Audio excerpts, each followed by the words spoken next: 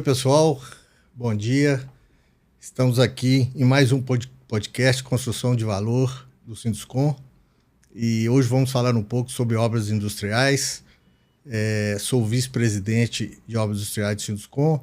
Sou da empresa MBR, uma empresa que trabalha na área industrial há 90 anos, exclusivamente em obra industrial.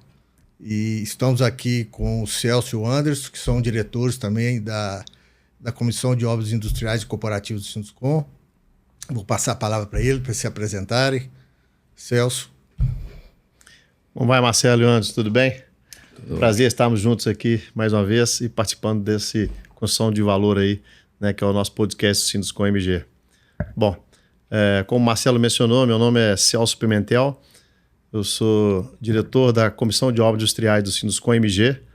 Sou diretor comercial da MIP Engenharia. Eu particularmente tenho atuação de mais de 28 anos em obras industriais. E a MIP Engenharia é uma empresa, na sua essência mineira, com atuação em todo o território nacional. Temos mais de 64 anos de atuação exclusivamente em obras industriais. Estamos juntos aqui para a gente conversar um pouco e debatermos aí do nosso setor. Bom dia, pessoal. Bom dia, Marcelo. Bom dia, Celso. Meu nome é Anderson Meneguin. Eu sou diretor comercial da Gerais Construtora, empresa que atua no mercado de obras industriais há 35 anos, né? É o bebê aqui da turma, né? E bebê de 35 anos já de mercado, né? Eu, pessoalmente, tenho mais de 35 anos que atuo em obras industriais. Sou ex-funcionário da MBR aqui, que o Marcelo representa. Temos aí o maior orgulho de estar aqui falando um pouquinho para vocês sobre a construção, falando sobre a obra industrial nesse momento de valor. Sou diretor do Sinduscon também, tá? E vamos em frente. Isso aí, obrigado, Anderson.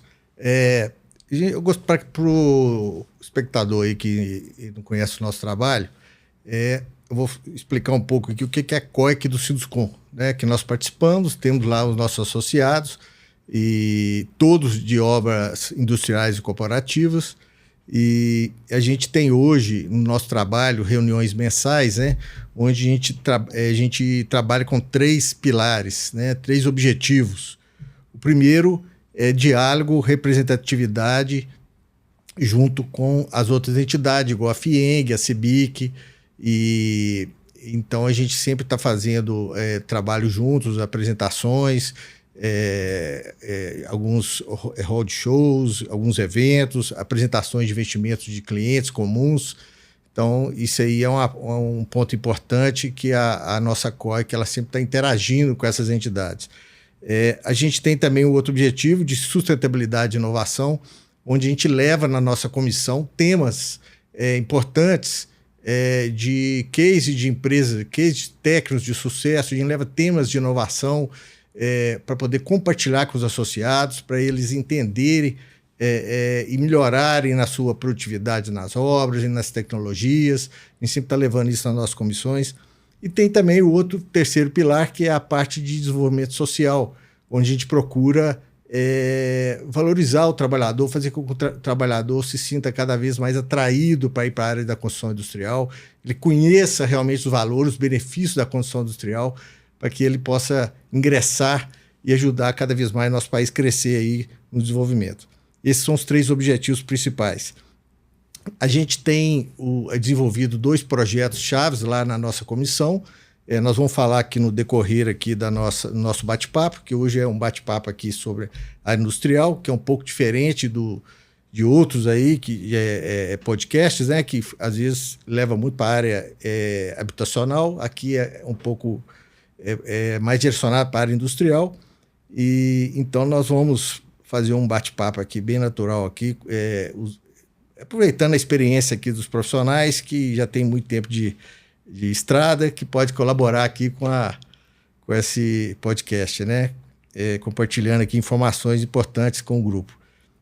Eu gostaria primeiro de colocar aqui um contexto aqui de cenário das obras industriais no Brasil. Gostaria de ver que o Celso antes aí, né? Que vocês ficam à vontade. como vocês estão enxergando o cenário da obra industrial hoje no país, né? Como é que nós estamos indo, né? Em 2025 aí, Celso, por favor. O que você acha? Então, Marcelo e Anderson, eu acredito que talvez faça um retrospecto um pouquinho do passado do nosso setor. O setor tem uma representatividade significativa, né? Se a gente enxergar que todo o setor de construção do nosso país tem aproximadamente 5% do nosso PIB, o setor de obras industriais, dentro da participação da construção, tem aí praticamente 30% hoje de representatividade. Isso representa, né, valores significativos em termos de investimentos. Estamos falando de investimentos na sua faixa de 450 bilhões de reais, né? São números, né, que realmente extrapolam um pouco e dão uma representatividade do nosso setor. Estamos falando de mais de 3 milhões de empregos diretos, carteira assinada. Então, acho que dá um pouquinho da nossa dimensão e do nosso setor de uma forma geral. Talvez fique um pouco da dúvida, né? O que é a construção civil e o que é a construção industrial, né? Nós somos a mesma construção, não tem muita diferença, né? Eu costumo dizer que a diferença básica é o seguinte: a construção civil, né, é muito fácil de buscar o cliente, porque o cliente é aquela pessoa que quer comprar um imóvel, né, quer comprar uma habitação. E nós não, né? Nós temos que buscar o nosso cliente, né, dentro das commodities. A gente trabalha aqui dentro do setor de mineração, siderurgia, óleo e gás, papel e celulose. São os setores que têm grandes empresas, normalmente empresas com atuação global. Então, é um pouco diferente a forma, né, de a gente abranger o mercado. Mas são os mesmos setores, né? A gente tem uma sinergia com relação à atuação, com relação aí o que é realmente aí a execução das obras.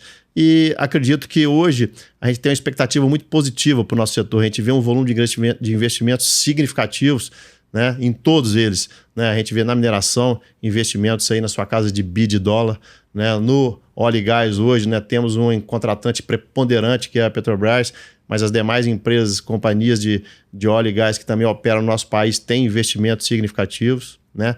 A siderurgia vem hoje acompanhando, né, talvez um degrau um pouco menor, mas também tem investimentos, né, da casa aí que trazem, né, os números de bilhões de dólares. Então, se a gente enxergar hoje o nosso setor, eu fico bastante otimista, enxergo aí, né, um horizonte aí nos próximos 5 anos de grandes volumes de investimentos e, obviamente, muitas oportunidades, né, para crescimento das empresas e de profissionais do nosso setor. E Anderson, você talvez possa colocar para a gente aqui a diferença aí entre, além do cenário, né, que nós estamos falando, entre obras civil, habitacional e industrial, porque é uma dúvida de muita gente, porque não entender essa diferença, né? O que a obra industrial faz, né? Eu sei, nas Gerais, você atua nas duas áreas, né? Você faz a obra habitacional e faz obra industrial. Sim. Como é que você pode colocar aí para o pessoal entender um pouco a diferença aí entre os dois setores aí, né, da construção? Sim, Marcelo. Escutando a fala aqui, né, do Celso, concordo plenamente. Na essência, parece a mesma coisa, mas como a gente atua nos dois setores, você precisa, na obra industrial, como o cliente é um cliente que o prazo é muito determinante, caso nós não consigamos entregar o nosso produto na hora exata, o prejuízo dele é muito grande, porque para, às vezes, uma indústria, o tempo dele de produção diminui. Então, o cronograma ele é muito rígido, ele é seguido passo a passo, existem reuniões semanais e, às vezes, 3 reuniões semanais para se acompanhar o cronograma. O que na construção civil, que não diminui, também é acompanhado, porque hoje, né, para se ter uma boa eficiência, tem que acompanhar de fato, mas nós somos, vamos dizer, muito mais cobrados dia a dia para isso. Então, uma grande diferença da industrial para a obra civil predial é o staff que está por trás, é a parte do indireto que fica por trás. Que é bem maior, né?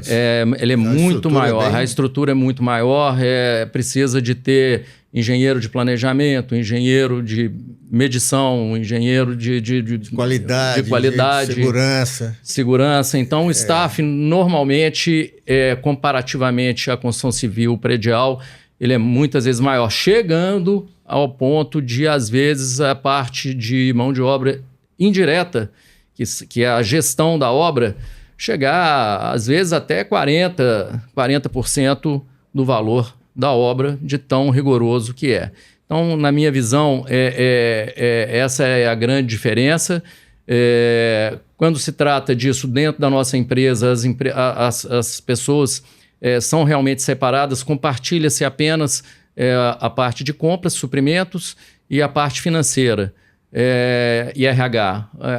O resto, direção técnica, o acompanhamento técnico é totalmente apartado, não dá para fazer a mesma coisa com as duas obras, porque são realmente produtos diferentes a serem entregues. E a obra industrial, né?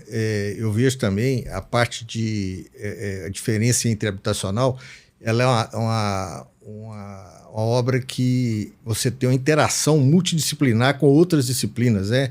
Você tem a parte civil, você tem a parte eletromecânica, tem o pessoal da parte de geotecnia, você tem várias disciplinas de terraplanagem que às vezes estão no site ao mesmo tempo trabalhando, né? E tem que se conviver com essas interfaces aí. É uma característica de obra industrial. Isso mesmo. Que diferencia muito, né? E outro ponto que você colocou importante é a questão de segurança, né? Exatamente. A exigência de segurança que porque a gente tem um cliente, né?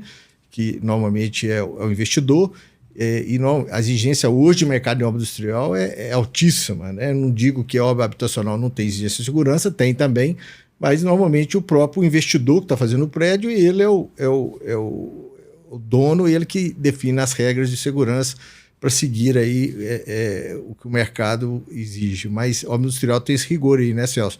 Você pega aí essa questão de qualidade, segurança, interação, multiplicar, isso tudo é um desafio, né? Porque o desafio em obra industrial não é pequeno, né? No dia a dia de obras, né? Eu acredito que você tocou no ponto-chave, Marcelo, porque como nós estamos falando de uma obra multidisciplinar, né? Se você pegar algumas disciplinas, né, são preponderantes em todas as duas vertentes, né? Se você pegar a disciplina hidráulica, né, a disciplina de civil, quando você passa para a eletromecânica, você já envolve uma automação, você envolve uma instrumentação, né? Não que hoje não exista tecnologia nos prédios para fazê-lo, né? Mas na área industrial ela é muito mais exigente, né, nesse aspecto. E aí traz um pouco do que eu acho que uma relevância desses pontos. Aqui não queremos dizer, como você mesmo, né, mencionou, de que não tenha, né, o rigor da lei. A lei é a mesma no nosso país, né? Então, todas as certificações, toda a legislação, ela tem que ser abrangida por todas as empresas, independente de ser cliente, contratante, contratada. Agora, como as empresas, clientes, né, do setor de obras industriais têm uma atuação global, né, elas têm aí um nível de rigorosidade e cobrança, né, diferenciado. Isso aí traz o perfil dos profissionais também um pouco diferenciado. Talvez seja esse o ponto mais relevante quando a gente está falando aí uma comparação bem simples, né? Certo. Eu queria até completar aqui a fala, né, do Abreu e do Celso. Quando falou em segurança, a segurança, o bem-estar, né, do funcionário, mas existe também a segurança patrimonial de cada indústria. E cada indústria tem um procedimento próprio de segurança do trabalhador e de segurança patrimonial. Às vezes, necessita aí de 60 dias, 50, 60, às vezes até mais, para você conseguir colocar um trabalhador dentro do site para começar a trabalhar. E essa pessoa, ela fica em casa esperando, ela já está fichada, está em casa recebendo, para poder entrar no site. Isso é uma grande diferença. E para acessar o site no dia a dia, também existe uma burocracia muito grande que varia de cliente para cliente, né? de situações de bafômetro, situações de controle de drogas. Então, realmente, o rigor é bem diferente, não que seja menor, mas como são padrões, como o Celso disse, colocados por multinacionais, ele acaba sendo bem mais rigoroso, bem mais detalhado que na construção civil predial. Você tocou num ponto importante, até dar o gancho aí para o ponto que nós estamos trabalhando lá na comissão, que é o nosso projeto de valorização do trabalhador, né? A gente tem feito, acho que foi até objeto de um podcast aí, esse tema, né? Mas de forma mais abrangente da construção, mais voltado aqui para a área industrial, é um ponto que nós estamos trabalhando dentro da comissão, né?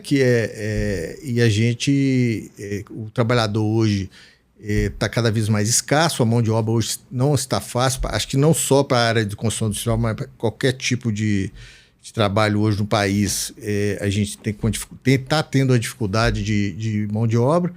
Então, o que você colocou aí é um desafio para o empresário hoje da área industrial, ele conseguir captar a mão de obra e aliar a produtividade que ele precisa para poder viabilizar o negócio e, ao mesmo tempo, dar condições mínimas humanas, e que nós estamos vendo que essas condições mínimas hoje elas são poucas para atrair o trabalhador. A gente tem que trabalhar isso, né, de forma que ele tenha uma condição segura, condição humana e muito mais, né?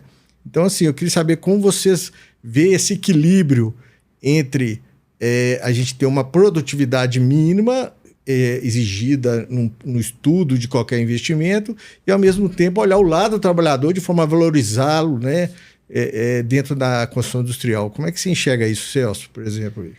Então, nós temos aí algumas iniciativas nossas, né, até pelo perfil da mão de obra, muito vinculada com o Senai, porque especificamente aí, né, o ambiente onde a gente consegue trazer um treinamento mais específico para o trabalhador do perfil de obra industrial, né, ou seja, aquele eletricista que enxerga a montagem industrial, aquele eletricista que faz o quê? A ligação industrial.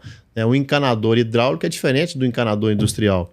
Então, essas são algumas iniciativas que a gente tem hoje, né, na geografia do país e que são, pelo menos na minha visão, iniciativas importantes, mas não são suficientes. Né? Essa é uma discussão da nossa comissão, uma discussão, né, muito intensa que nós temos, e eu acredito que um ponto que a gente vai conseguir trazer, pelo menos, uma avaliação desse ambiente de trabalho vai ser a nossa iniciativa de fazer essa pesquisa, né?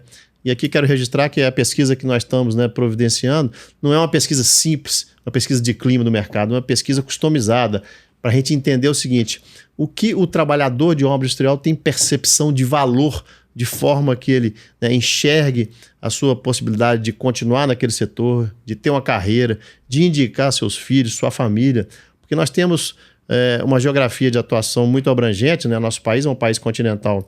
Então nós temos vários cenários de obras onde os trabalhadores vão encontrar. Às vezes obras, né, no meio da região sul, da região norte, desculpe, na região Amazônia, no meio de uma mata. Né? Então não é qualquer perfil do trabalhador que tem atratividade para ir para lá, né, para produzir, né, para estar realmente aí, né, enfronhado dentro do setor e trazer aí o que a gente precisa de envolvimento e produtividade. Acredito muito nessa pesquisa nossa, acho que isso é um ponto de partida.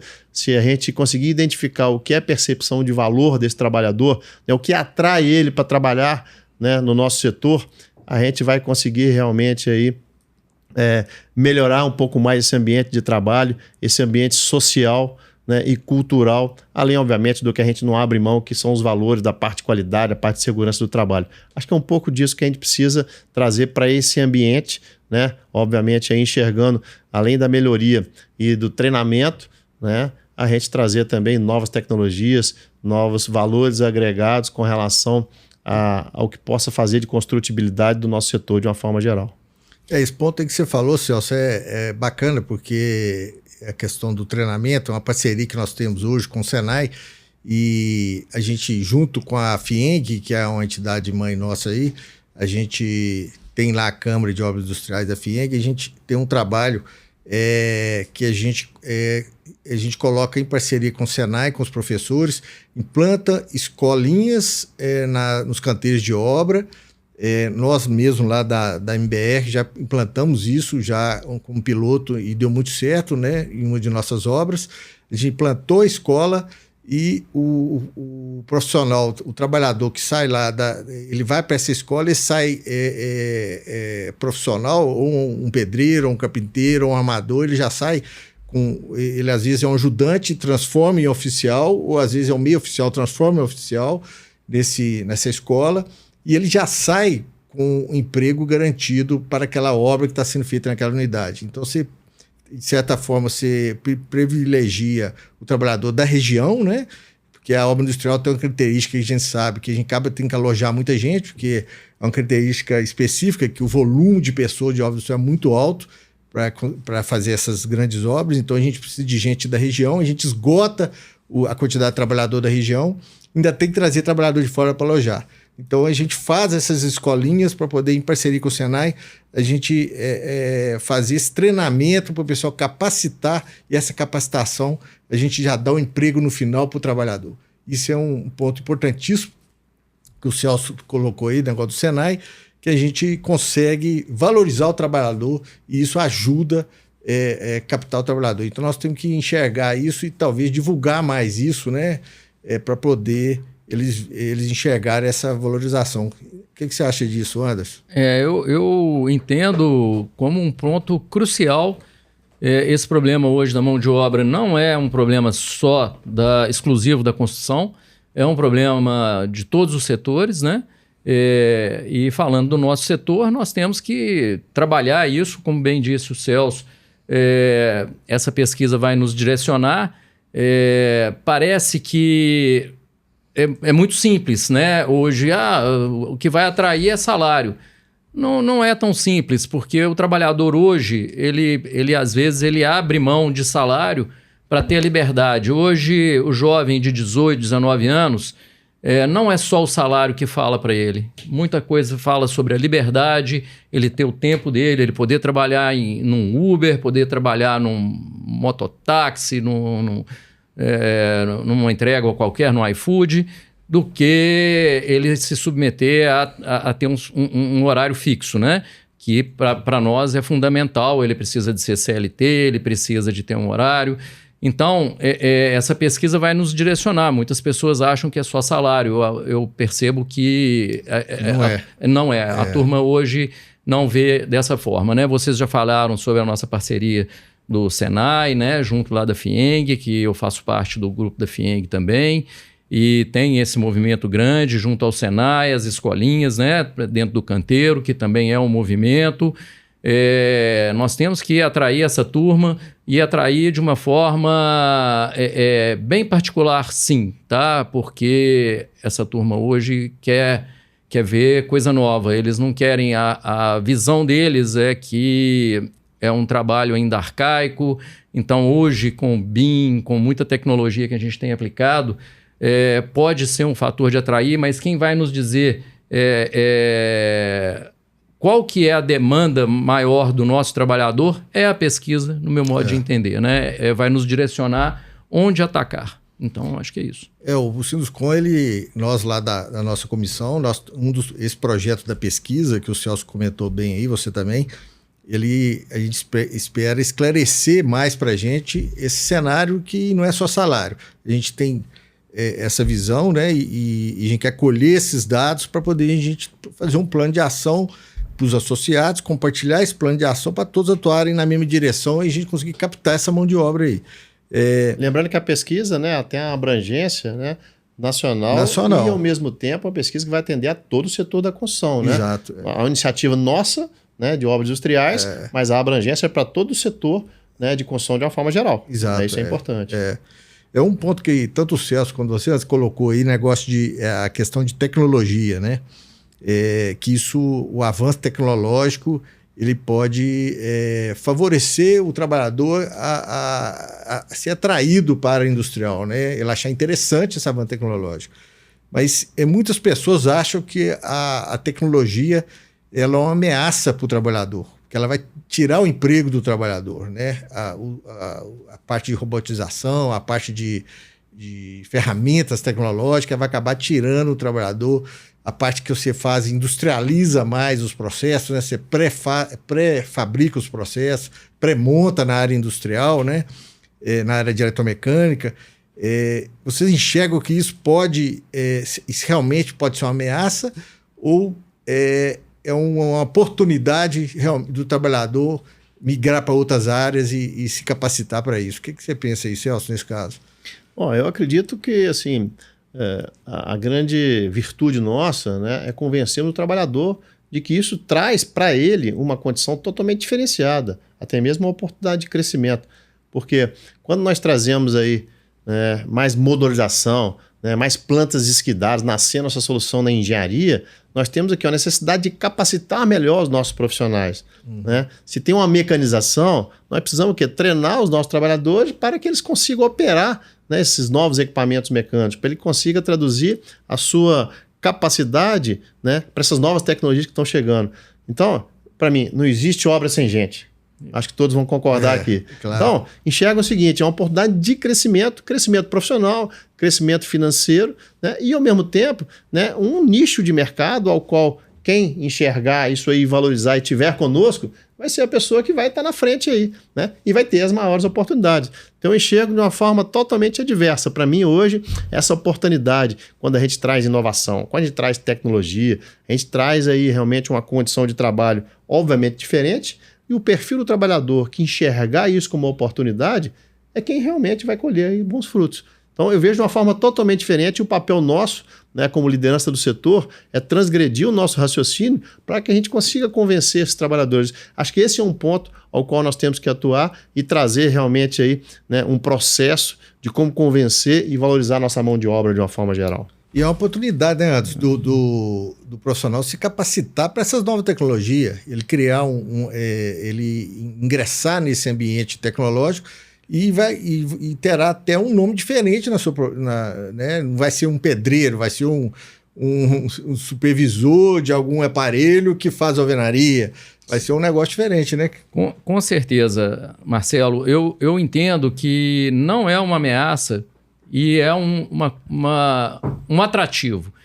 Por que não é uma ameaça? Hoje, o déficit de mão de obra na construção já é um déficit tão elevado que eu entendo que isso não vai criar um problema. Isso vai melhorar a nossa produtividade, vai melhorar a nossa atratividade, porque, como você bem disse, a pessoa vai ser um operador de máquina, ele vai ter tecnologia na mão para poder trabalhar, né? E mais do que isso, nós vamos poder otimizar as nossas indústrias, sermos mais competitivos, porque se hoje a gente gasta, às vezes, 60 dias para colocar um funcionário dentro de uma empresa, nós podemos fazer, às vezes, 30%, 40% desse trabalho fora e já levar pronto.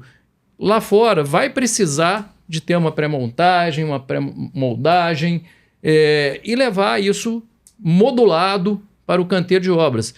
Nesse aspecto, a mão de obra reduz muito pouco, mas ela reduz o ambiente, às vezes, que ela está produzindo também. E nesse ambiente que a gente tem hoje de falta de mão de obra como está, não vai afetar de forma alguma, vai só melhorar, no meu modo de ver. Acaba que valoriza o trabalhador. Vai valorizar. Porque ele vai entrar numa área que se especializar em área, se capacitar para poder ter a valorização correspondente, além daquela que nós já estamos procurando cada vez mais fazer, né? Exato. Um outro ponto que a gente tem trabalhado na nossa comissão lá a gente tem um projeto disso, que é a questão do ESG, né? Que é um assunto aí, são 3 siglas aí, né? Que é a questão do meio ambiente, questão social e governança, que já está em todos os meios empresariais, aí as empresas já estão se adaptando, muitas já estão implantadas, já têm implantado o ESG, outras estão em processo, e nós estamos com um projeto lá na nossa COIC, na nossa comissão, de apoiar, né, e ajudar as empresas que ainda não implantaram ou estão em processo, elas caminharem nesse sentido de implantar esse ESG. O Celso aí na nossa comissão aí tem uma experiência disso desde o guia que foi feito. Aí, Celso, queria saber aí como você enxerga isso, a questão do ESG, como o nosso trabalho que a gente tem feito na nossa comissão. Primeiro, eu acho que vamos mensurar o conceito do ESG, né? Acho que talvez, falando do nosso setor, quem não enxerga isto, né, como uma necessidade e como um valor agregado para a sua empresa, está defasado nos próximos anos aí a deixar de ter existência. Né? Por que eu falo isso? Primeiro que acho que existe uma atuação global da iniciativa, né, com relação à parte principalmente ambiental e social, não vou falar de governança, mas essa visão global que a gente precisa ter com relação à preocupação da sociedade e do meio ambiente é uma realidade. Estamos aqui no Brasil tendo a COP30, né, nesse momento agora, nessa semana, e todos os nossos clientes que têm atuação global, que são praticamente, né, a maioria deles, todos eles têm os conceitos, né, e as suas preocupações sobre um viés social, ambiental e de governança. E a iniciativa desses clientes, ela não vem à toa, porque as entidades financeiras que hoje, né, proporcionam os grandes investimentos, ou seja, são os agentes financiadores, todas elas têm esses requisitos, né, de ESG como uma determinação para fazerem financiamento dos novos projetos. Então, acho que isso é um caminho sem volta, né? Nós, como Comissão de Obras Industriais, eu acredito que nós saímos na vanguarda disso. Por quê? Nossa iniciativa, né, de fazer a primeira cartilha ESG, fizemos isso em parceria com a Fundação Dom Cabral, né, e com a Câmara Brasileira da Indústria da Construção. Lançamos isso aqui em Minas, né, que eu diria que foi um sucesso. Nessa primeira versão, nós trouxemos os conceitos do ESG. Por quê? Para o empresário, né, para o profissional que trabalha no nosso setor entender como é que funciona, o que quer dizer essas 3 letrinhas, né? Há alguns anos atrás, muito desconhecido, e hoje já faz parte, né, da nossa dinâmica de conversas aí. Então, acho que nós somos muito felizes quando lançamos essa cartilha. Essa cartilha, né, teve nessa versão a iniciativa de trazer os conceitos, obviamente direcionados para o setor de construção, né? A continuidade dessa cartilha trouxe aí o primeiro curso ESG, né, que foi promovido aqui pelo Sinduscom, por iniciativa da COIC. Esse curso foi um sucesso, né? Tivemos aí várias vagas que, né, ficaram aí para frente, porque realmente aí muitas empresas interessadas, e acabou que não conseguimos preencher toda a demanda do mercado. Estamos lançando a segunda versão do curso, estamos fazendo agora, né, a segunda cartilha também. Com aí inteligência artificial. Com IA, muito bem lembrado. Né? E o mais interessante que eu acho, né, essa primeira cartilha trouxe os conceitos, agora nós estamos trazendo o quê? A aplicabilidade desses conceitos no nosso setor. Ou seja, o empresário vai entender o que é o ESG dentro do nosso setor e como ele se aplica dentro de um conceito de monetizar. Porque hoje, além de ser aí realmente um item de avaliação da sua empresa para um processo licitatório, né, você traz algum valor agregado em termos de rentabilidade. Né? Nós temos vários exemplos disso hoje. Né? Aqui, se a gente for citar, nós vamos ficar aqui, né, essa parte aí toda do podcast citando exemplos, mas é muito claro, nossa cartilha traz isso. E o próprio curso que vamos dar continuidade também traz, né, essa monetização e uma análise crítica da sua empresa. Minha empresa hoje pratica ações ESG, né? Eu acho que quem lê a primeira cartilha nossa, né, e conhecer a segunda, né, que está saindo do forno aí, e participar do curso, vai ter claramente essa visão. Então, eu acho que esse ponto foi primordial. A nossa, né, saímos na vanguarda aí para tentar contribuir para o setor como associação. É um ponto que você colocou importante, né? Porque muito profissional pensa, né? O ESG, ele é uma moda que veio, mais 3 letrinhas que apareceram aí, como várias aí, né? Ou realmente veio para ficar, né? Essa é a dúvida. Então, a questão aí é que tem que ter uma mudança de cultura mesmo das empresas. O ESG, ele chegou aí, né? E está na nossa área industrial, e ele está dentro da área industrial no dia a dia, né? E o pessoal pensa o seguinte, pô, mas eu vou investir nesse ESG, eu vou colocar profissional, eu vou colocar planilhar, vou gastar horas com isso, mas isso... Vou aumentar meu indireto, vou aumentar minha estrutura da empresa, né? Exato. Mas se vai dar algum dinheiro, se vai dar algum retorno, o que eu vou ganhar com isso? Aí você pergunta, o que você acha disso aí? Você deve pensar, às vezes, passou na cabeça de todos nós, né? Sim, quando começou essas 3 letrinhas, assim, o que eu vou ganhar com esse negócio? Será que eu entro nisso aí? E mineiro, principalmente, que nós somos, né? A gente fica sempre com o pé atrás, né? Será que vai? Será que não vai?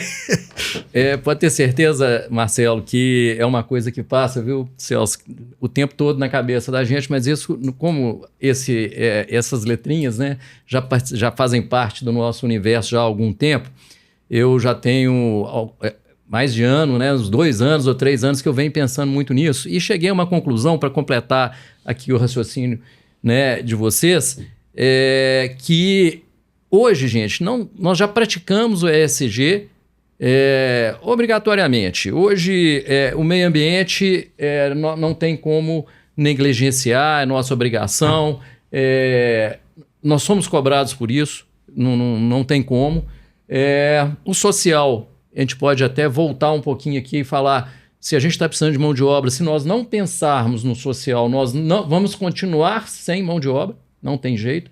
Hoje, para trabalhar não só em obra, até dentro do escritório, se as pessoas não se sentirem bem, eu tenho filhos novos que elas escolhem as empresas que elas vão trabalhar muito pelo ambiente de trabalho, pelo social, por aquilo que elas encontram lá dentro dessa empresa. Então, como empresário, como diretor de empresa, eu te digo que isso não tem como mais, não tem volta, não tem como mais a gente deixar isso de lado.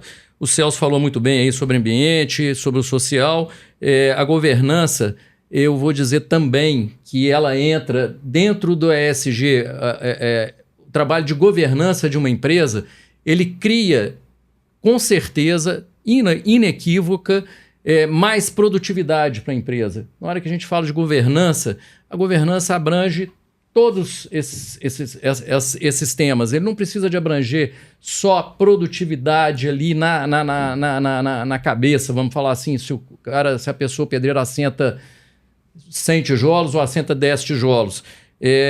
Na hora que a gente começa a falar sobre o social, nós estamos falando sobre produtividade. O cara chegar lá satisfeito, chegar lá animado e querer trabalhar, tem tudo a ver com produtividade. Quando a gente fala em processo, cria processo, trabalha com a governança mais sólida, a pessoa e a obra e a empresa vai rodar mais redondinha, vai ter menos retrabalho, ela vai ser mais fluida e todos vão estar trabalhando com mais paz, mais tranquilidade, mais assertividade. Isso vai refletir 100% na produtividade, que hoje é um tema extremamente necessário para o Brasil. O Brasil hoje, em termos de produtividade, comparativamente ao mundo, a gente está bem para trás e a gente precisa trabalhar esse tema e é fundamental que a gente esteja atento a ele. E o ESG tem a ver diretamente com a nossa produtividade. E também tem um ponto, né, que é muito falado assim, na área de construção, que é a geração de resíduo, né? A gente vê que isso há muito tempo já é falar disso, né? Que a construção, o desperdício que tem construção hoje é muito grande, né? E a gente tem informação hoje que somente 20% desses resíduos são reciclados. O restante é todo descartado, né? E hoje o ESG ele te traz uma visão de você dar atenção a esse ponto e tentar evoluir com tecnologia de ter cada vez menos resíduos, né? Isso é um ponto importante, né? Indo para esse lado de tecnologia e que nós estamos falando muito hoje, né? A questão do IA, né? Nós estamos até com o nosso trabalho aí do SG utilizando IA, né? Que é uma parte acadêmica, né? Usando o IA na questão do curso do SG. Então, o IA tem uma amplitude muito grande, ele atua em várias áreas, né? E como é que vocês enxergam a questão da tecnologia hoje na construção industrial? O que tem acontecido hoje de tecnologia na construção industrial, não só no aspecto de documental, né? Que a gente sabe que tem, né? Em fala aí de IA, questão de BIM, essa questão toda aí, mas questão operacional também, né? Como é que você enxerga aí, Celso, por exemplo, aí nessa área, a MIP, que atua muito também na área eletromecânica, né? Que atua na área eletromecânica, essa questão de IA, de novas metodologias, de tecnologia. Eu acho que vamos separar um pouquinho, né, a IA versus, né, o que você traz de tecnologia, porque eu acredito muito na tecnologia e ela é muito acessível, né? Hoje nós temos várias feiras com assuntos direcionados no mundo inteiro e quem não tiver essa preocupação de absorver essas tecnologias e incorporar, né, nas suas atividades, no viés aí de construção de uma forma geral, ou seja, das suas atividades de rotina, eu acho que a gente não vai conseguir sobreviver, né? Podemos dar vários exemplos, tecnologias, principalmente na área de eletromecânica, de soldagem, né, tecnologias de fabricação, seja estrutura, seja tubulação. Hoje isso tudo, temos processos automatizados aí que você bota muito pouco a mão na ferramenta, né? É muita tecnologia, muita automação e pouca mão na ferramenta. São processos que vão sendo incorporados, né, nas metodologias construtivas dentro do conceito do caminho sem volta. Com as tecnologias agregadas, né, ao BIM, né, as metodologias de planejamento que hoje são aí muito utilizadas na área industrial. Agora, eu acredito o seguinte, não existe tecnologia, não existe novas concepções construtivas, né, que não sejam bem gerenciadas, né? Então, a ação do líder, a ação do gestor sempre vai ser preponderante. Primeiro, no perfil dele absorver essa tecnologia, ele tem que estar aberto né, a esse novo conhecimento. Ele tem que ter aí, né, um modelo mental um pouco diferente. O líder que tiver esse modelo mental e tiver uma equipe dentro desse conceito e a empresa valorizar essas novas tecnologias, é um pouco da chave do que a gente vai ter de crescimento no nosso país, né? Agregado a isso, colocando a inteligência artificial, que hoje acho que é muito pouco conhecida, essa é a verdade, né? Porque nós temos aí, às vezes, formas de utilizá-la que podem ser, inclusive, danosas para a nossa corporação, temos que tomar muito cuidado com isso. Somente a IA generativa com acesso ao web, né, ela pode trazer informações e levar informações à sua empresa. Então, é um pouco desse conceito que me preocupa, mas que, obviamente, tem que ser visto como uma das grandes ferramentas que nós vamos agregar a essa tecnologia, né, e as nossas metodologias construtivas. Para mim, tem uma palavra-chave dentro de tudo isso, que chama construtibilidade. Né? A construtibilidade, que nada mais é do que os estudos sobre um conceito desde a concepção do projeto, com novas metodologias de engenharia, seja a modularização, seja o processo de fabricação, seja pré-moldado ou fabricado. Todas essas metodologias têm que nascer junto com a engenharia e trazem o conceito da construtibilidade, enxergando o quê? O resultado final da construção. Né? Essa nova metodologia, a concepção da engenharia, tem que ter algum ganho lá na sua construção. Se isso não acontecer, não faz motivo você investir. Então, enxergar a cadeia como um todo, né, no viés de construtibilidade, com as novas tecnologias, com a inovação e tendo, né, uma atuação inteligente, pode parecer um pleonasmo, mas a atuação inteligente da IA, ela é preponderante nesse processo. Eu acho que a chave é integrar tudo isso com bons gestores, com bons líderes, para implementar isso nas nossas empresas. Você tocou num ponto aí muito importante aí, que está sendo muito discutido, né? A gente já teve alguns eventos sobre isso, que além da tecnologia, do IA, é a questão de ela ser usada, utilizada desde o início do processo da concepção do projeto. Desde a sua engenharia básica. Desde a engenharia básica. E isso envolve o nosso cliente, né? Que num tema que a gente tem colocado muito, que é a gestão compartilhada, né? Que é a gente envolver, estar junto com o cliente desde a concepção do projeto até a execução, até o final, comissionamento, a entrega, sempre junto, executando todo o projeto a 4 mãos e focando sempre no sucesso do empreendimento, onde todos os problemas são comuns. Não existe um problema de um lado, do outro, aquela separação, né? O trabalhador está ali suando a camisa de um lado, o cliente está ali tentando fazer o projeto dentro do custo, do prazo, do escopo mais próximo possível, e o construtor está lá tentando obter produtividade cada vez mais, porque senão ele não viabiliza, o projeto pode ser um insucesso.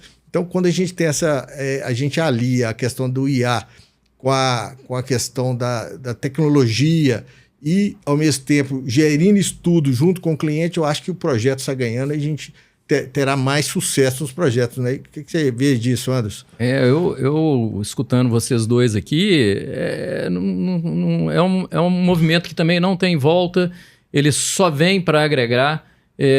Hoje, vou voltar um pouquinho na minha fala, né? Que os nossos clientes, eles precisam muito de produtividade. E hoje, se a gente conseguir trabalhar um projeto em BIM e como ele está num ambiente virtual, a IA consegue entrar dentro do BIM e enxergar diversas interfaces, que é um dos nossos grandes problemas, né? A interface do existente, a interface da elétrica com a mecânica ou da elétrica com a civil. Então, ele consegue visualizar isso ainda numa fase de projeto e sair um projeto mais redondo. Quer dizer, nós vamos trabalhar mais dentro do escritório e, na hora que entrar para fazer o projeto, executar o projeto, esse projeto vai ser executado num tempo e numa performance maior, ou seja, com mais produtividade. Então, também não tem volta. Eu acho que o IA hoje é uma revolução. E tudo vai acompanhar a inteligência artificial para se conseguir maior produtividade. E, obviamente, como o Celso falou, né, Celso, tem que ter todos os cuidados para não perder, vamos falar assim, memória da empresa ou coisas que são única e exclusivamente da igreja, da empresa, como vamos falar assim, tecnologia própria, os dados, mesmo, né, trabalho empresa, intelectual da empresa, seja repassado. Eu acho que tem que tomar muito cuidado com isso tudo e muito cuidado também, porque a IA, ela ajuda, mas ela ainda tem muito a evoluir. Né? Então... Tem a questão da Lei Geral de Proteção de Dados, né? Que exatamente. Tem que tomar mais cuidado, né? Porque senão pode vazar informações. Então a IA ela é importante ser usada, mas tem que ser controlada, né? Controlada.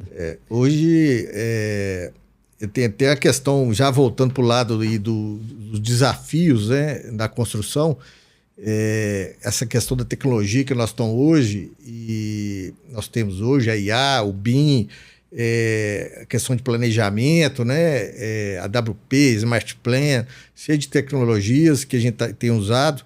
E eu estava observando recente na empresa, né, a gente tem um cronograma de obra industrial, que são cronogramas bem complexos, né, e cronogramas detalhados.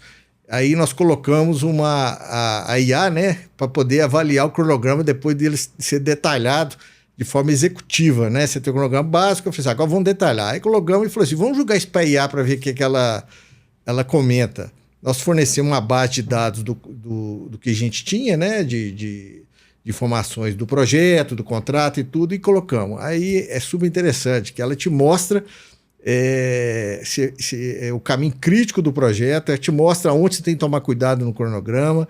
Claro que você tem que ir no final, com o seu conhecimento da área, você dá uma filtrada naquilo que realmente importa, mas é um negócio impressionante o tanto que ela pode ser adaptada naquilo que a gente quer.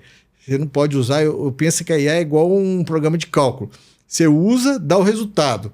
Aquilo, acelera o resultado que você faria na mão, mas você tem que interpretar o resultado. Análise crítica nunca... Você tem que fazer análise. Você tem que fazer análise, porque isso aí não substitui, né, a experiência humana, a experiência de vida, isso a IA não substitui. Então, aquela pergunta, a IA vai substituir o ser humano? Eu acho que não. Eu acho que o ser humano que vai se adaptar cada vez mais a utilizar a IA. Ela não vai tirar o emprego dos trabalhadores, ela vai forçar o trabalhador a utilizar a IA. E esses serão mais bem-sucedidos aí no futuro, né? Mas aí, colocando essa questão do desafio da obra industrial e do futuro, como é que vocês enxergam, pensando hoje, daqui 10 anos, uma perspectiva de 10 anos ou 15 anos, como que serão as obras industriais, a construção no país, com esse avanço que nós só temos de IA, de tecnologia? Vocês pensam que isso aí vai cada vez mais crescer ou vai chegar um ponto que vai corromper? O que vocês veem disso, Celso, por exemplo, aí nesse aspecto? Eu acho que se a gente enxergar hoje outros setores, né? Vamos lá, o setor automobilístico, né? Quando a gente falava de carros elétricos e carros autônomos, né? A gente nunca imaginava isso. Então, assim, se você transgredir para o nosso setor, cara, nós vamos seguir para frente com isso. Eu não tenho dúvida nenhuma que as tecnologias, tudo que foi mencionado aqui de ferramentas, né? Além, obviamente, da inteligência artificial, de metodologias construtivas, né, do conceito da gestão compartilhada, que eu acredito muito, e isso realmente traz um valor agregado. Então, nós temos assim várias ferramentas hoje, né, que vão trazer, né, a melhora do nosso setor sob o conceito de redução de custos e aumento de produtividade. Agora, essa melhora e essa receptividade depende muito das lideranças das empresas, a velocidade com que isso vai acontecer. E tem um outro ponto que para mim vai ser preponderante. A divulgação disso passa o quê? Passa pelo associativismo, né? É nesse ambiente das associações que nós vamos conseguir o quê? Compartilhar esse conhecimento, discuti-lo e evoluir nesse processo. E aí eu acho que nós temos um diferencial, né? Essa integração que nós temos, né, especificamente em Minas, quando a gente fala Sinduscom, quando a gente fala a FIENG, quando a gente fala a Câmara Brasileira da Indústria da Construção e demais entidades aqui, o próprio Senai, não vou citar todos aqui porque, né, são muitas, mas quando a gente traz toda essa integração, né, é que onde realmente vai sair a disseminação desse conhecimento e as mudanças que precisam no nosso setor. Porque é nesse ambiente que nós vamos conseguir influenciar os clientes, influenciar a legislação, influenciar o ente público a mudar e dar as ferramentas que nós precisamos. Imagina o seguinte, né, falamos um pouco aqui sobre, né, a valorização do trabalhador no conceito de estar satisfeito naquele ambiente, né? Ter flexibilidade de trabalho, cumprir horário. É possível isso? Eu não sei. Talvez no futuro próximo é uma coisa que tem que mudar. Passa por uma mudança de legislação que a gente precisa promover como entidade de classe e passa por uma mudança do modelo mental dos gestores de fazer. Como é que eu vou fazer diferente? Porque a certeza que nós temos é, por mais que a gente traga tecnologia, inovação e implante isso dentro da empresa de cada um de nós aqui, sem as pessoas nós não vamos conseguir evoluir. Isso eu não acredito. Por mais que você tenha, né, conhecimento de tecnologia, por mais que a sua empresa seja uma empresa inovadora, sem as pessoas, nós não vamos conseguir transgredir essa barreira da evolução e do crescimento contínuo. Então, dentro desse contexto, para mim a gente como gestor, né, promover, né, essas mudanças, como entidade de classe, trazer esse ambiente, seja na esfera da legislação, do ente público, né, ou da mudança de normas que precisam ser feitas. Esse é o papel das associações e dessa união. Assim, nós vamos, juntos, conseguir construir essa evolução do nosso setor. Eu acho até que a gente vai ter que, para frente, eu acho que já está sendo pensado isso, fazer uma reavaliação do nosso cadastro, né, no CBO, das funções da construção, para frente, aí, adaptando com essas tecnologias que vão vir e com esses modelos, né, que a gente vai, o trabalhador ele vai sendo direcionado para essa função mais operacional e menos manual, né? Vamos tomar só um exemplo, Marcelo, veja bem. Quando você fala, né, da informação com as novas tecnologias, você tem um volume de dados que nós não temos hoje. Você tem dados estatísticos hoje, né, que são assim, importantíssimos. Agora, mais do que ter os dados, né, a gente brinca com uma profissão que é interessante. O cientista de dados, o cara que vai manipular esses dados e compilar, né, para você fazer aí, né, um dashboard ou fazer um BI que te dê condições e informações confiáveis para você tomar a decisão da empresa, é o mais importante. Aí vem as pessoas, a capacidade de análise crítica e de avaliar as informações mediante um relatório confiável e tomar de decisão. Simples assim. Como é que você vê isso? Essa questão desse futuro aí, Anderson, de obras aí com essas tecnologias todas aí, como é que nós vamos conviver com isso aí? O que você enxerga que vai ser o futuro aí disso aí? Eu vou abordar aqui um pouquinho diferente de vocês já abordaram perfeitamente vários ângulos, né, dessa visão. Eu vou abordar aqui um ângulo um pouquinho diferente. Eu entendo que o Celso comentou ali sobre uma fábrica de automóveis, né?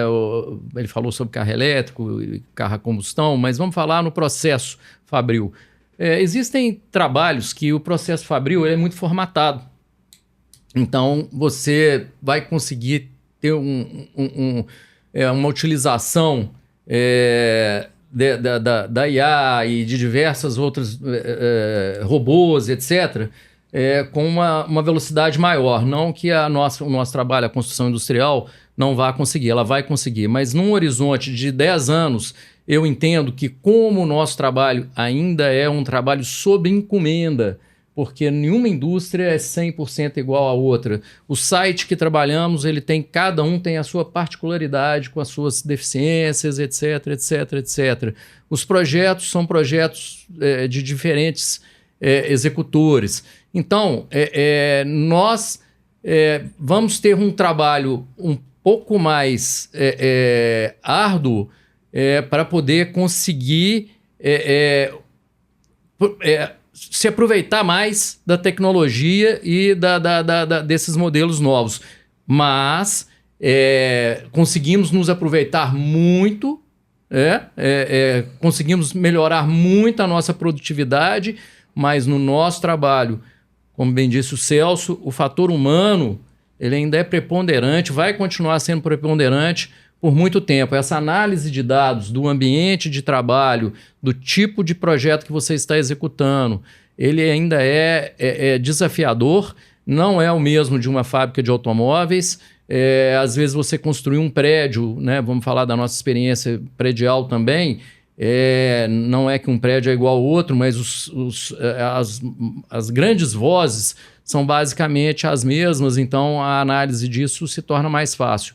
Quando a gente vai desenvolver um projeto industrial, vamos dizer, as linhas de variação, elas costumam quadruplicar, quintuplicar essas linhas, e essas linhas não são 100% formatadas, e nós temos um desafio maior para cumprir. Então, minha visão seria essa, e concordo com todas as colocações que foram feitas. Eu estou só buscando mais um tema aí para a gente colocar, tá? Porque a gente vendo esse cenário todo aí, das obras industriais, com essa tecnologia, inovação, IA, aquele negócio todo, e a gente buscando produtividade, e é um mercado assim, com velocidade, muito dinâmico, né? E o trabalhador, ao mesmo tempo, a gente está vendo um momento com grande dificuldade de atrair tanto o trabalhador da construção quanto os profissionais formados, os engenheiros jovens hoje que estão formando, que muitas vezes não interessam vir para essa área por, às vezes, desconhecimento, né? A gente percebe que algumas pesquisas que tiveram aí nesse nível já acadêmico, profissionais que poderiam vir para a área de construções não vêm por desconhecimento, não saber o que acontece dentro da área industrial, o que tem de atrativo, né? Como é que funciona trabalhar na construção industrial, né? Então, acho que o Celso colocou muito bem aí essa questão do associativismo, a gente a gente trabalhar isso, uma forma de a gente fazer com que esse pessoal fazer uma interação com as universidades para os profissionais enxergarem o valor na construção, que é extremamente, a gente que já passou e continua em obras, né, lidando com isso, né, o tanto que é contagiante, né, eu brinco até que é uma cachaça, né, você toma, o negócio é muito bacana, existe uma carreira a ser seguida, né, um trabalho que o profissional hoje às vezes pensa assim, aquele projeto ali ele vai, daqui 2 anos acaba, e aí como é que fica? Então acho que existe um plano de carreira, existem os benefícios, né, para eles poderem enxergar como é que é a área industrial aí que nós atuamos, né? Como é que vocês veem isso no sentido seguinte, o que nós podemos passar de mensagem para o trabalhador e para o profissional, que são 2 pontos, né, que são cruciais aí nas obras industriais, igual vocês colocaram bem, a questão do ser humano, ele continua essencial, mesmo com essas tecnologias todas, a gente não pode ficar sem ele. O que a gente poderia deixar de mensagem para esse profissional, para o trabalhador, em relação à obra industrial, para eles enxergarem melhor o que nós temos nesse mundo aí de obra industrial, que o pessoal às vezes vê muito predial, né, porque está na cidade, o dia a dia industrial, e fica fora dos grandes centros, às vezes, né, muitas vezes, e o pessoal não enxerga. O que você pensa disso, Celso? O que nós podemos falar para essa turma aí? Eu acredito o seguinte, né? Nós somos suspeitos para falar, mas é fascinante esse mundo de obras industriais. É uma cachaça. Né? Eu acho que todas as vezes que a gente está fazendo uma construção, né? Estamos fazendo um projeto, né? Eu acho que foi um ponto que o Anderson também citou aqui, e que é importante. Não tem nada, se você for fazer, né, uma mesma obra, um mesmo projeto, num lugar diferente, vai ser diferente. Né? E para a pessoa que busca desafios, para a pessoa que busca um crescimento, né? Até porque se a gente fizer uma comparação com outros setores, né, fora da construção, eu diria que os nossos níveis de benefícios, inclusive o salário, são bastante diferenciados. Então, o profissional que antigamente estava demonizado como um trabalhador da construção, hoje, ele é uma virtude, ele é uma pessoa diferenciada no mercado de trabalho. Né? Um profissional experiente hoje, né, a gente tem muita dificuldade de ter acesso a ele. Então, todas as vezes que a gente enxerga isso, acredito que um ponto principal, e é um papel nosso, né, a gente trazer essa visão bem no viés acadêmico, ou seja, trazer essa abrangência, né, para os profissionais que estão formando, independente do nível, tá? Seja o nível técnico, seja o nível do oficial, o nível superior, né, a gente trazer essa vivência, né, trazer essa experiência de forma que ele consiga enxergar isso. Porque acaba sendo uma troca como qualquer outra profissão. Você abre mão de uma coisa em prol de outra. Poxa, mas o industrial trabalha em muitos locais que são inóspitos. Poxa, mas você deixa de estar próximo da sua família em algum momento e se dedica a um projeto, às vezes, mais afastado, mas ter o benefício, a tua rentabilidade é totalmente diferente daquele cara que está aqui. É verdade. E vou dizer mais, essa experiência, depois que você tem, aí sim, aí você é um profissional totalmente diferenciado do mercado. Aquele cara que trabalhou no local inóspito, que tem essa habilidade, né, de gerir as pessoas nos locais mais afastados, olha, são pouquíssimos hoje e eu diria que são muito bem reconhecidos em todos os sentidos, remuneração, benefícios e diferenciados no mercado. Então, todos, né, que conseguirem enxergar isso, né, vão ter as suas oportunidades. Acho que aqui todos nós podemos garantir isso. Qual de nós não precisamos de profissionais hoje, né, para o nosso mercado, profissionais bons, qualificados, dedicados à empresa, em todos os níveis, né? Friso de novo. Então, talvez, né, a gente fazer enxergar esse mundo de obras industriais de uma forma diferente para quem está querendo entrar nesse mercado, para quem tem essa ambição, ou mesmo para quem não tem, para conhecer, para fazer uma experiência, vai ser realmente aí, né, o caminho que a gente vai precisar de trilhar. E vai mudando com a inovação que nós falamos agora. Né? A gente tem hoje, né, um técnico de documentação, pode ser um futuro cientista de dados, o cara que com a IA vai manipular as informações e vai nos ajudar na tomada de decisão da gestão. Então, o profissional vai mudando, ele se adaptando e, obviamente, tendo as oportunidades no mercado. Para mim, a receita é bem simples e a gente tem que promover isso aí. E a gente tem que chegar essa informação ao... Até onde deve, né? O profissional que está querendo ingressar na área. Ele fazendo engenharia, está lá, pô, agora eu vou para onde? Às vezes pensa só ir para a edificação. A edificação também é uma grande área a ser seguida, mas tem essa área industrial aí que tem um futuro, né, Anderson? O que você passaria para essa turma aí que está para vir aí? Completando o raciocínio dos nobres colegas, né, muito bem colocados, eu diria para vocês, eu daria um exemplo básico, né? O mundo Petrobras, eu estou dando um pouquinho assim, uma extremada, o mundo Petrobras, os profissionais que trabalham dentro da Petrobras, se você vai na Regap, já existe um nicho de trabalhadores da Regap e um nicho de trabalhadores que rodam o Brasil todo dentro de refinarias.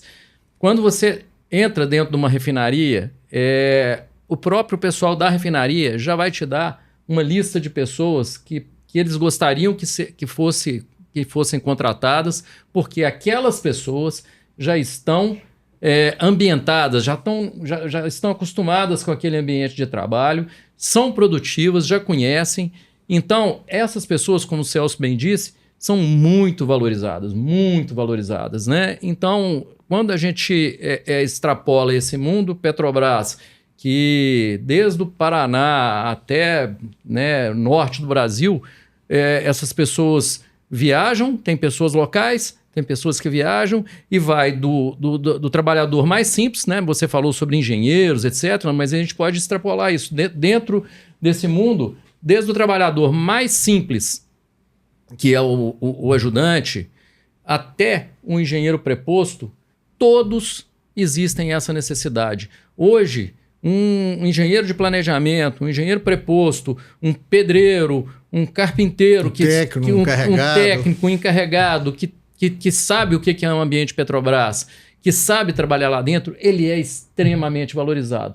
E eu estou falando Petrobras, não estou fazendo apologia a Petrobras, eu só estou dando um exemplo que esse universo ele vai se extrapolar para todas as outras indústrias, porque o que nós precisamos é pessoal dedicado, como bem disse o Celso, pessoal treinado, pessoal que tem produtividade.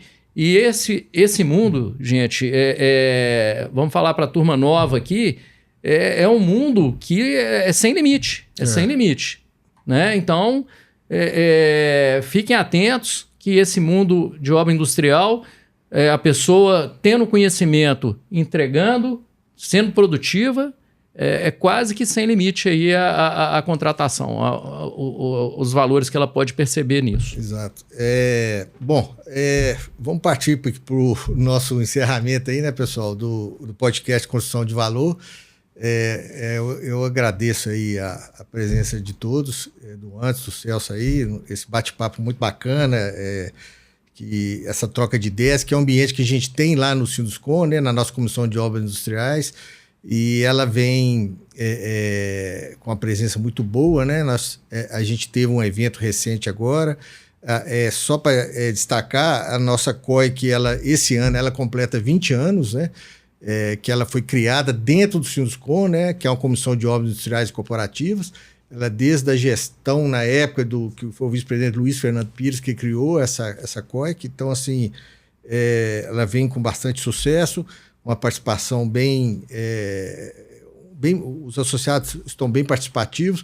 Tivemos agora uma apresentação recente agora de um plano de investimento da Vale, né? Tivemos essa apresentação como a gente tem de outros, né? Já teve da Gerdau e já tem de outros, a gente já teve de outros investidores, aí, clientes nossos, e isso tudo, além do que nós falamos aqui agora, dos benefícios, da atratividade da construção industrial que nós temos que fazer chegar mais os profissionais. Então, a gente tem uma perspectiva muito positiva da questão de novas oportunidades futuras. E a gente viu essa apresentação recente da Vale aí, de investimento de bilhões, tanto no norte como no sudeste. Isso tudo mostra que existe um mercado de oportunidades aí dentro da área industrial.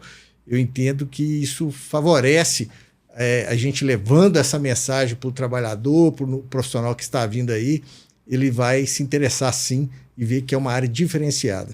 Então, essa é a minha visão. E Celso, e antes, fica à vontade aí. Acho que como uma palavra final aí, né? Fazer um encerramento. Eu acredito o seguinte, né? Eu vou falar um pouquinho para os nossos telespectadores aí. Espero que a gente, né, nesse bate-papo aqui, tenha contribuído um pouco para vocês, para quem labuta no setor, para quem é empresário do setor, para quem, né, tem a intenção de vir para o setor e para quem tem a curiosidade de conhecer para vir, né, para o nosso setor. Espero que vocês possam aí ter conhecido um pouco o nosso mundo, conhecer um pouquinho, né, qual é a nossa realidade de obras industriais.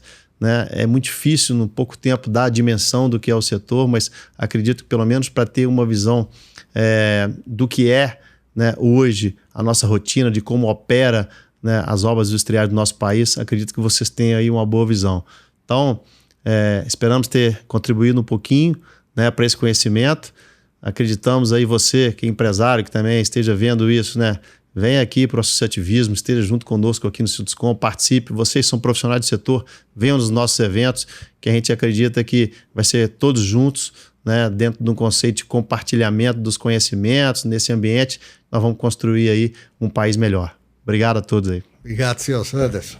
Bom, para finalizar, né, belas palavras de todos, eu gostaria de enaltecer, eu amo o que eu faço, a obra industrial é um universo diferente, desafiador, como o Celso disse, Marcelo disse, um dia nunca é igual ao outro.